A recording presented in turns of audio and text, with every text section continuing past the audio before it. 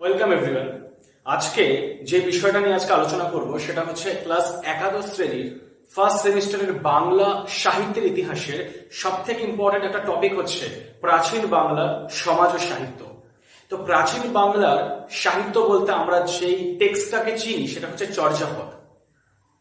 তো আগে জেনে নিই যে এই চর্যাপদের পুঁথি কে, কবে, কোথা থেকে আবিষ্কার করেন এবং তারপর এই চর্যাপদের বিষয়বস্তু কি ছিল, চর্যাপদের ফিলোসফি কি ছিল বা এর পেছনে লেখা দর্শন কি ছিল, চর্যাপদ কারা লিখেছেন, কেন লিখেছেন, এর সাহিত্যিক গুণ কি, এর লৌকিকতা কতটা এই চর্যাপদের মধ্যে আছে এবং চর্যাপদ বর্তমান যুগে দাঁড়িয়ে কতটা প্রাসঙ্গিক, এই সমস্ত বিষয় নিয়ে আজকে আমরা আলোচনা করব।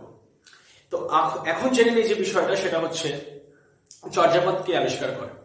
তো চর্যাপদের পুঁথি আবিষ্কার করেছিলেন মহামহোপাধ্যায় হরপ্রসাদ শাস্ত্রী। তিনি 1907 সালে পুঁথি সংগ্রহের জন্য নেপালের